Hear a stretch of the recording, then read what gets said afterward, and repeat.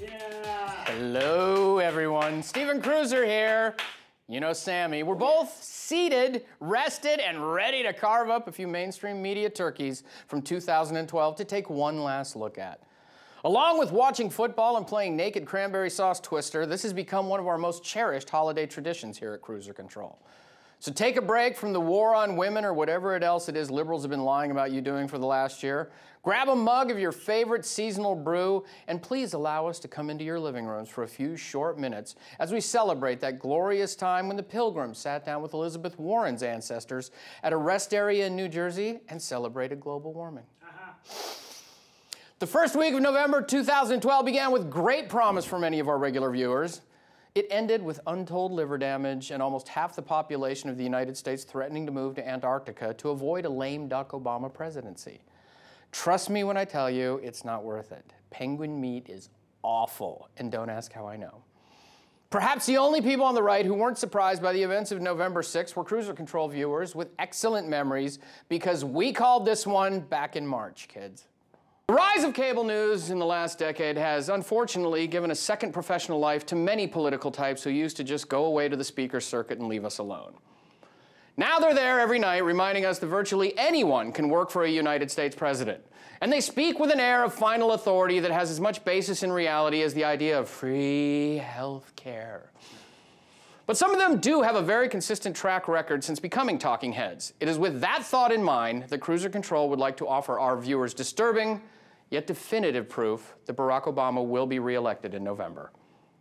But I think that there's a conventional wisdom now is that Obama's going to win because the Republicans are killing each other. That's absurd. Obama's not going to win. I helped the only Democratic president in 60 years to get reelected, so I know something about what it takes, and there is no way that this guy is going to win.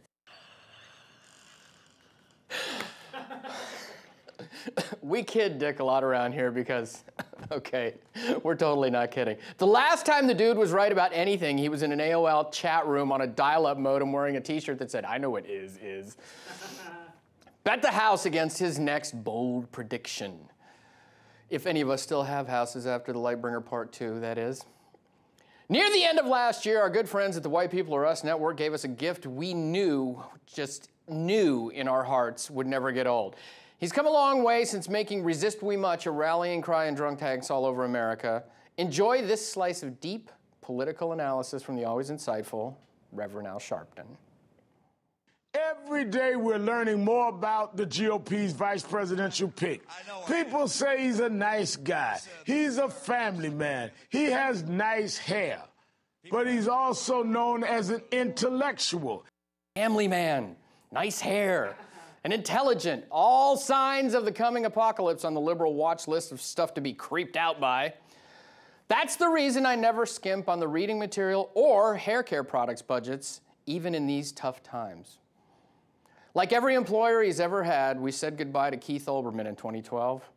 Cruiser Control continued unabated after one of its early frequent targets was reduced to making phone videos for YouTube from his bathroom only because the foundation of the show is built upon this emo little scamp and his weekly plunges into the hot tub of hyperbole. Here is our favorite turkey to serve up every week, ladies and gentlemen. We just call him Tingles.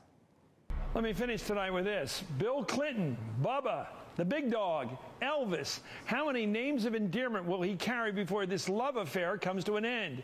It's going on for 20 years now. An entire generation of the Democratic Party and many outside have clapped in admiration for this guy I have dared to dub President of the World. As you can see, our boy Chrissy has been trying to make man crushes a thing for almost 2 decades now. As we tape this special, he and Bubba are taking salsa dancing classes and sharing guacamole recipes at a sandals resort in an undisclosed location. Matthews was forced back into the arms of his first love after being repeatedly spurned by President Obama during the campaign for an interview and a prom picture. Finally, we give you a new favorite that isn't a regular segment, but is something you will see more of on future episodes of Cruiser Control. With another 4 years of hope and change looming, the challenge for the lapdog media will be finding new and creative dog whistle alerts to call us all racists. Jonathan Capehart filled in for Martin Bashir last summer and provided us with a handy list of some of the new watchwords with this assist by New York Times columnist Charles M. Blow. Yes, that's his real name.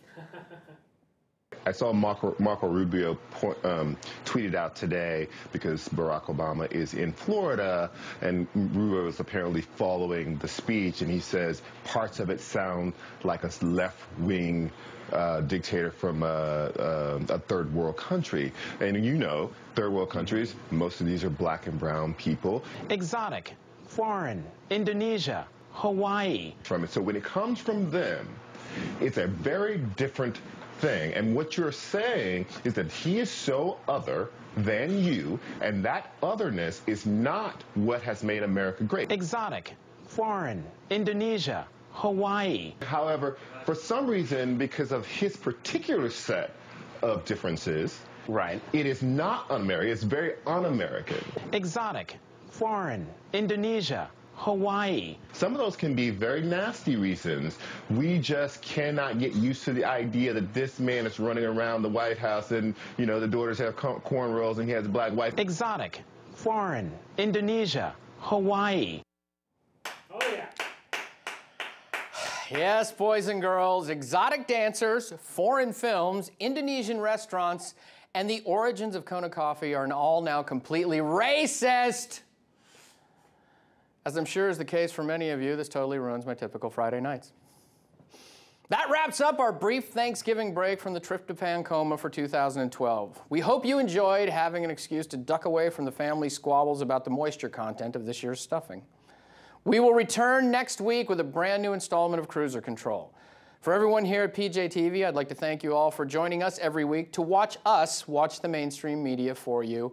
And, as I am fond of saying at the end of every episode of Cruiser Control, I love you guys. Bravo!